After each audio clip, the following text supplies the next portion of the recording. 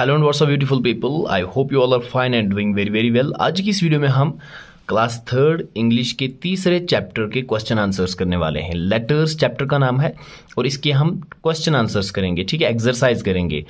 मुझे उम्मीद है कि आपको मेरी वीडियोस पसंद आती होंगी और अगर आपको ये वीडियो भी पसंद आई है तो वीडियो को लाइक कर दीजिएगा, अपने दोस्तों के साथ भी शेयर कीजिएगा और अगर आप एक टीचर हैं तो हमारे चैनल को भी सब्सक्राइब कीजिएगा, अपने बच्चों तक इस वीडियो को फॉरवर्ड कर दीजिए ताकि वो यहाँ से भी पढ़ सके।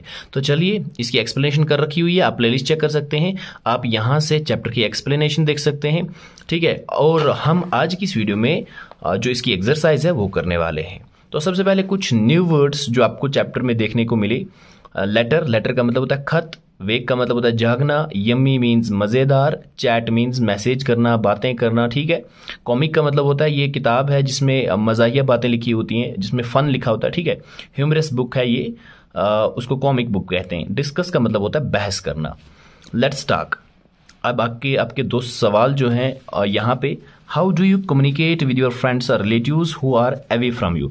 क्वेश्चन आपका है कि आप कैसे बात कर पाते हैं, आप कैसे कम्युनिकेट करते हैं अपने फ्रेंड्स के साथ, अपने दोस्तों के साथ या अपने रिश्तेदारों के साथ जो आपसे बहुत दूर हैं। तो आज हमारे पास जो रिसोर्सेज हैं हम उन्हीं से करते हैं। पहले हमारे पास ये रिसोर्सेज नहीं हुआ करते थे, पहले खत भेजे जाते थे, ठीक है, चिट्ठी भेजी जाती थी, लेकिन आज हमारे पास मोबाइल फ़ोन है। कॉलिंग पे हम अपने दोस्तों के साथ, अपने रिश्तेदारों के साथ बात कर लेते हैं, टेक्स्ट मैसेजिंग करते हैं हम, ठीक है। तो इस तरह से हम अपने दोस्तों और अपने रिलेटिव से कम्युनिकेट हो पाते हैं। दूसरा क्वेश्चन है, name some modern day means of communication. जो modern day means of communication है, यही सेम रिपीट हो रहा है ये क्वेश्चन कि जो आजकल हम यूज़ कर रहे हैं इंस्ट्रूमेंट्स या आजकल हम जो डिवाइसेस यूज़ करें कम्युनिकेशन में, उनके नाम लिखने हैं। जैसे ईमेल हो गया, सोशल मीडिया का यूज़ करते हैं हम, मोबाइल फ़ोन्स को यूज़ करते हैं, कंप्यूटर्स को यूज़ करते हैं, बाकी सारी चीज़ों को हम यूज़ करते हैं कम्युनिकेशन के लिए। So let's move ahead, let's do. कहते हैं कि आप बच्चों को बताइए कि लेटर कैसे लिखते हैं अपने फ्रेंड्स को, अपने पेरेंट्स को या अपने ग्रैंड पेरेंट्स को। तो ये टीचर आपको दिखाएगा, ठीक है, स्कूल में। और जो वीडियो इसकी एक्सप्लेनेशन की बनी है उसमें पढ़ा दिया गया है, उसको पूरी तरह से बताया गया है। तो इस तरह से बताना है टीचर को भी। बिमना श्रीनगर, ठीक है, ये जगह का नाम लिखना है, फिर डेट लिखनी है, जिसको लिखनी है तो उसका नाम लिखा जाएगा और फिर बीच में लिखना है कि आपकी प्रॉब्लम क्या होगी या फिर आप क्या कहना चाहेंगे, आप मुबारकबाद देना चाहेंगे, तो वो सारी चीज़ें इसमें डाल सकते हैं बॉडी में। और फिर लास्ट में लिखना है विद लव, इसमें लिखा हुआ है फुनसुख, तो आपको अपना नाम लिखना पड़ेगा। खैर चलिए बढ़ते हैं आगे। हाँ, ask each child to write a letter. हर एक बच्चे को कहिए, ये टीचर के लिए, कि वो हर एक बच्चे से कहे कि वो लेटर लिखे। उसको 10 से लेके 20 मिनट दे लिखने के लिए और फिर हर एक को कहे कि वो ज़ोर ज़ोर से पढ़े अपनी अपनी लेटर को। If any child hesitates to read, do not force him. कहते हैं कि अगर कोई बच्चा हेजिटेट कर रहा है पढ़ने से तो उसको फोर्स नहीं करना है, ठीक है, उसको मारना नहीं है, पीटना नहीं है। चेक करना है उनका कंटेंट लेटर का, एंड में देखना है कि उन्होंने क्या लिखा है। खैर ये एक एक्टिविटी है, स्कूल में आप कर लेना। Let's write. आपके और सवाल यहाँ पे हैं, fill in the blanks with the words given below. ये जो नीचे वर्ड्स दिए हुए हैं इनसे आपको ब्लैंक्स फिल करने हैं। The first one is the child is the speaker of the poem. बीच में इसमें ब्लैंक में लिखना था चाइल्ड, ठीक है। स्पीकर कौन है पोएम का? चाइल्ड, यानी कि बोलने वाला कौन है पोएम का? एक बच्चा। Okay, let's move ahead. The child writes letters to his friends. ये जो बच्चा है ये लेटर्स किसको लिख रहा है? अपने दोस्तों को लिख रहा है, फ्रेंड्स आएगा इसमें। Meena reads books daily. Meena रोज किताबें पढ़ती है। Phunsukh bakes a yummy cake. Phunsukh जो है एक यम्मी केक को बेक कर रहा है, उसको पका रहा है, तो इसमें बेक आ जाएगा। शायमा प्लेज बैडमिंटन, और शायमा जो है वो बैडमिंटन खेलती है। चलिए आगे चलते हैं। Of the language lab. Of the language, sing the rhyme. ये आपको राइम पढ़ लेनी है, वो एक्सप्लेनेशन वीडियो में पढ़ाया गया है, वहाँ से चेक कर लेना। Next, read aloud the words with the letter sounds TH। ये जो लेटर साउंड्स हैं, ठीक है, जिनमें TH का यूज़ हो रहा है, आपको ये ज़ोर ज़ोर से पढ़ने हैं। ये वो लेटर्स हैं जिनमें TH का इस्तेमाल हुआ है, लेकिन इनिशियल पे, मतलब पहले TH का यूज़ हुआ है। जैसे TH द, इसमें TH पहले यूज़ हुआ है। 3 THR3 TH पहले यूज़ हुआ है। ऐसे ही मिडल वो लेटर्स जिनमें TH का यूज़ हुआ था, लेकिन बीच में मिडल में, जैसे टूथब्रश TOOTH बीच में आया, या हेल्दी में TH बीच में आया। ट्रूथफुल में भी TH बीच में आ रहा है। ऐसे ही बहुत सारे हैं, नीचे तक देख लेना। एंड मीन्स TH यूज हुआ है लेकिन एंड में हुआ है, आखिर में। जैसे मॉथ MOTH, TH लास्ट में आया। क्लॉथ में TH लास्ट में आया। ओके, मंथ TH लास्ट में आ रहा है।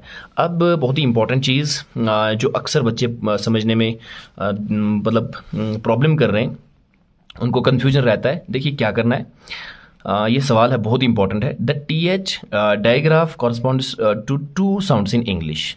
ठीक है, कहते हैं जो ये TH डायग्राफ है ये कॉरस्पॉन्ड कर रहा है दो वर्ड्स को इंग्लिश में, ठीक, as in thick and them respectively, जैसे थिक और देम में। अब मैं फिर से दिखाता हूँ, एक्चुअली वॉइस पे डिपेंड करता है, इनकी जो वॉइस आ रही है ना वो डिफरेंट आ रही है। अब देखना यहाँ पे डे में TH में THE दे में TH जो है वॉइस दे रहा है the key, the THE the मतलब दाल से, ऐसे द। ओके, 3 में THRW थ्री में TH थ की दे रहा है, थे तो जिस्म थ, इसकी आवाज आ रही है। फिर थ्रो में भी TH थ की, ठीक है। थ्रॉट इसमें भी थ की। ठंडर THUNDR ठ, इसमें ठ की दे रहा है ठ। दे में दाल की दे रहा है द, ठीक है, इसमें ठ। ठंडर है ना तो ठ, इसमें द। तो ये सारी चीज़ें आपको समझनी है। ये जो आपका टेक्स्ट होता है इसमें जो ये एक्सरसाइज दी होती है, इससे ये चीज़ आपको समझनी होती है, आपको अपने बच्चों को ये समझाना पड़ता है। तो एंड में मैं क्वेश्चन फिर से दिखाता हूँ। ये जो TH डायग्राफ है, ठीक है, जैसे थिक है ना, थिक में TH आ रहा है थ एंड देम में TH द। तो क्या करना था, teacher should make the distinction clear to students. तो टीचर को चाहिए कि वो डिस्टिंक्शन क्लियर करे स्टूडेंट्स को, ठीक है। जैसे मैंने आपको बता दिया, ऐसे जैसे यहाँ पे फिर से बता रहा हूँ, ब्रदर लिखा है, ब्रदर द की आवाज आ रही है, फीदर द की आवाज, वेदर द की आवाज, लेदर द की आवाज, टुगेदर द की आवाज। फिर फ्रॉथ का मतलब थ की आवाज, माउथ थ की आवाज, टीथ थ की आवाज, ठीक है। ऐसे यहाँ पे दोज द की आवाज, दैट द की आवाज, बर्थडे थ डे, ठीक है, बर्थ थ की आवाज आ रही है। Okay, so that they are able to pronounce the two different sounds properly. Teacher को चाहिए कि वो डिस्टिंक्शन क्लियर करे, स्टूडेंट्स को अच्छे से पढ़ाए समझाए, ताकि वो इस चीज़ के काबिल हो सके, वो प्रोनाउंस कर सके दो डिफरेंट साउंड्स को अच्छी तरह से। प्रोनाउंसिएशन उनकी स्ट्रांग करनी है इस तरह से। चलिए क्वेश्चन करते हैं। अब आपका सवाल है इसी चीज़ के ऊपर, classify the words given in the table, page number 31, as per the sound of TH digraph in the thick and that. तो आपको क्लासीफाई करने वर्ड्स जो टेबल में दिए गए हैं पीछे, as per sound of TH digraph के हिसाब से। थ में, थिक में जैसे हुआ था थ की आवाज आ रही है, एंड दैट में द की आवाज आ रही है। ऐसे ही यहाँ पे 4 ब्लैंक्स दिए हुए हैं, तो 4 ब्लैंक्स को मैंने भर दिया है। आप अपनी कॉपी पे इन सारे वर्ड्स, इन सारे लेटर्स को जो है एक टेबल बना सकते हैं। इस कैटेगरी में कुछ वर्ड्स को डालोगे और इस कैटेगरी में कुछ वर्ड्स को डालोगे। तो थिक में क्या है, TH थ की आवाज आ रही है, तो इसमें वो वर्ड्स लिखने हैं जिसमें थ की आवाज आएगी। जैसे 3 लिखा मैंने, थ की आवाज आई। थ्रो थ, थ्रॉट थ की आवाज। पाथ वे, बीच में इसमें TH का यूज हुआ है लेकिन थ की आवाज है, पाथ। ओके, दैट में द की आवाज आ रही है, तो ऐसे अल्फाज लिखने हैं जिसमें द की आवाज है, ऐसे वर्ड्स लिखने। This TH the, together the key आवाज, हेल्दी द की आवाज, फादर द की आवाज आ रही है। Okay, tick the odd one out depending upon the sound of the TH digraph.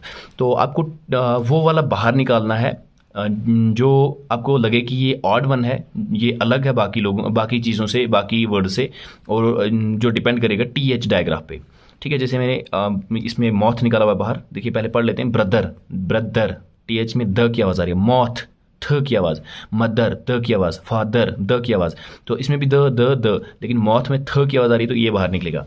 Think cloth थ की आवाज, लेकिन ब्रीद द की आवाज, तो निकलेगा बाथ थिक दे थिन, थ की आवाज, लेकिन इसमें द की आवाज। अर्थ मैथ बर्थ दीज, इसमें भी थ की आवाज, लेकिन इसमें द की आवाज, तो ये बाहर निकलेगा। देम दोज दैट थीफ, इसमें भी द की आवाज आ रही है, लेकिन इसमें थ की आवाज आ रही है, तो ये बाहर निकलेगा। इसको ऐसे एनसर्कल कर लेना है। ओके, तो इस तरह से हमारा जो आज का चैप्टर है लेटर्स, ये एंड होता है। मुझे उम्मीद है कि आपको वीडियो अच्छी लगी होगी। ऐसी मजीद वीडियोस के लिए हमारे इस चैनल को सब्सक्राइब कीजिए। चैनल को आपके सपोर्ट की बहुत ज़्यादा ज़रूरत है। अपने दोस्तों के साथ शेयर कीजिए ताकि वो भी यहाँ से अच्छे से पढ़ सकें। मिलते हैं अगली वीडियो में, तब तक के लिए अल्लाह हाफिज़।